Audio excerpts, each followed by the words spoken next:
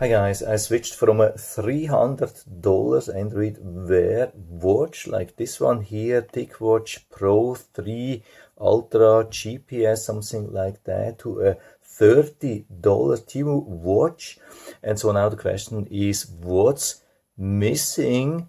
And actually it's not only about what's missing, it's even about what's even better with this $30 watch compared to this $300 smartwatch. There was a big surprise for me to see that not only a couple of things are missing, but actually some things are really better here with this super cheap watch. So let's start with the things which are missing here. Of course, I'm missing the always on display, but that doesn't have to be. You can also get an AMOLED screen with always on a $30 watch. By the way, you can also get wireless charge with such a watch. You can also get NFC, of course not with Google Pay, but as far as I know, you can use Alipay.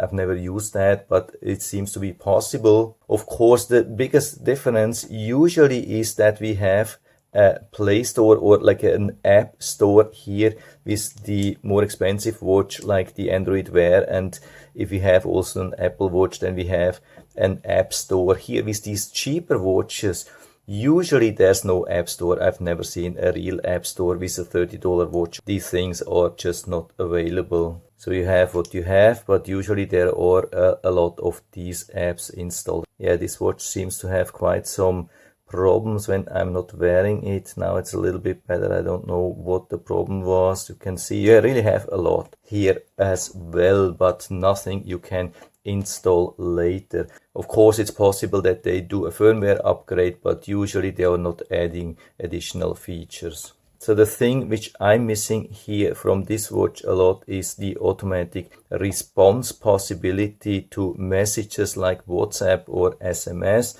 So when I get messages here, usually Google will suggest some quick answer. Like if you get a message saying, can we meet at 12? Then you get a suggested response possibility. I mean, of course, we have also the full keyboard here, which we never have. We cannot respond to any messages here. I mean, there are very few cheap smartwatches which have such an option, but this is very limited. Here in this case, probably Google would give the option to say okay or no, even suggesting some smileys.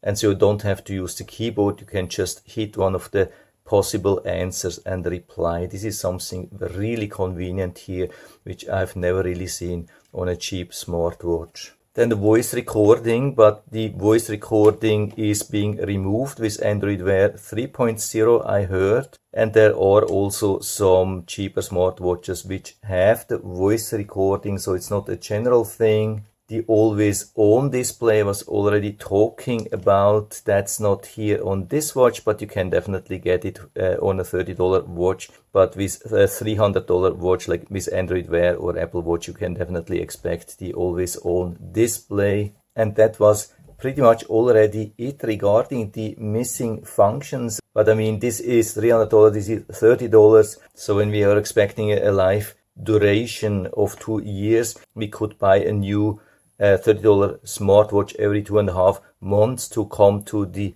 same price. And so we will get many new functions then as well with new watches. But of course, it's always a little bit difficult to find a very complete cheap smartwatch. But there are quite some nice ones. I would say this is one of the nicer ones. It has pretty much everything except from the always on display. Yeah, the surprising thing here with the $30 watch, we have also a lot of advantages here compared to a $300 smartwatch. And what we have here is the AI assistant, because on this $300 smartwatch they removed the AI assistants. It's pretty crazy. It was a huge thing. Now luckily TicWatch has decided to really give it an upgrade to Android Wear 3.0, and we should get back the voice assistant, but it will be quite some work to upgrade this. Here very easy, it's already built in. Unfortunately, again, it's difficult to use when we are not wearing it. So I think I really have to hold it like that with the finger behind the sensor. I don't know why, never seen that before, because it works really good when we are wearing it. So I can just swipe to left side, and we have the voice assistant. You can see it, can tap and then talk to Google Assistant, ask for some things. And then one of the biggest advantages, that's the alarm. Unfortunately, it's not here in the quick menu, but we have it here. So we have that here, and it's very good, very reliable, much easier to use compared to an Android Wear watch. I mean, there are some alarms here available too, but the big difference is when we are using the theater mode, when the screen is turned off during the night, it's impossible to turn off the alarm just with a push here. I mean, even when we see the alarm here on the watch, let's say you have set it to 8 o'clock and it's 8 o'clock, you want to stop the alarm, you cannot just push here, absolutely no problem. There's just one button here, and when the alarm rings in the morning or it's vibrating, then of course, then we can just push this button and it will turn off the alarm. We don't have to even look at the watch. Here, definitely much more difficult, and especially when we are using the theater mode with the screen off during the night. Then something really interesting or surprising with phone calls. I mean, these watches are made for phone calls, so they have built-in speaker and microphone, and when I get usually a phone call here, and then I have usually the option to take it or reject it, and when I take it, I should be able to speak and talk here and use the microphone here, but usually I would say 90% of the cases it's saying, okay, use the phone to make the phone call.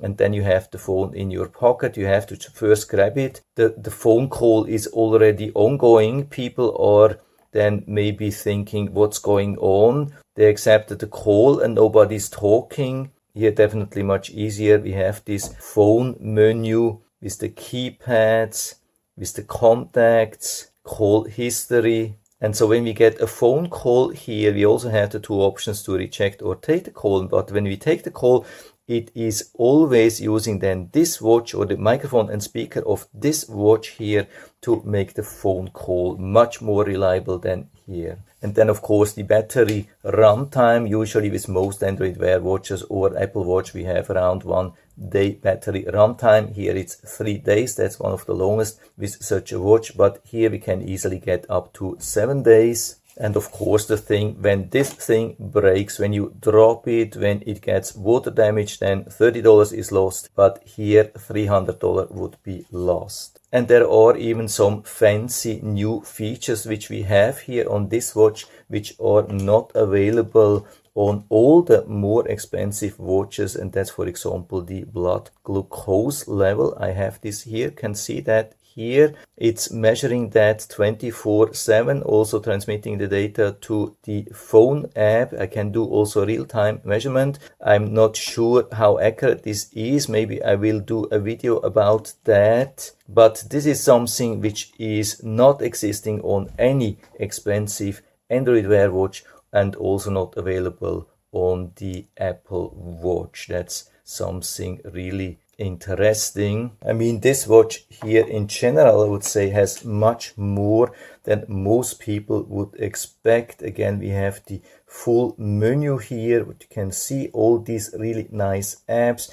We have a lot of health and fitness information here on the right side, also weather information. Here the quick menu on the left side. On top you have this status menu with a lot of options directly, and down here we have the notifications, which are even possible to get from all the apps which you have on your smartphone. That's really important. Of course, we have that here as well, but we do not have them with all the cheap smartwatches, but with this one here we really have it. That's a cool thing here. And also something very new. I've never seen that before on a $30 smartwatch. That's some kind of a task manager. I mean, we always had the possibility to invoke like a timer, set a timer, it's like 5 minutes timer, go back to the main screen, and then it would keep running in the background. You can see it has been running, absolutely no problem. So this is some kind of multitasking, but we have even more these days. We can push 2 times and then it will invoke the last used apps. I mean, there's no preview, but at least you can see that's the last app which I've been using. And so we can easily go back to the timer here without having to go through the full menu. And of course, with such watches we have about same type or same level of waterproofness. A lot start with IP67, 68, but a lot have also 30 meters, 50 meters, something like that. So the bottom line for me is that this $30 watch has actually more advantages than disadvantages compared to a $300 Android Wear watch, or also probably to an Apple Watch. This is pretty crazy. I mean, Apple Watches have some other advantages. I think they are in the meantime a little bit more advanced than Android Wear watches, but of course it's always a little bit difficult sometimes to get all the apps on Apple, because then they are banned, or you won't get the full app, you just get a part of it, which won't give you the full access to all functions. And so I would say that's it for now. By the way, if you're interested into this watch, I'll put down the link to the Temu store where you can buy it. It's not an affiliate link, just a normal link. So you can check it out and do whatever you want. I think it's a pretty reliable, pretty good watch. And so I hope I've been able to help you a little bit with this video. If you have any questions or comments, just write to the comment section below, and I'm always happy to talk about these things. And if you like the video, give me a thumbs up, subscribe my channel. Thanks for watching. See you next time.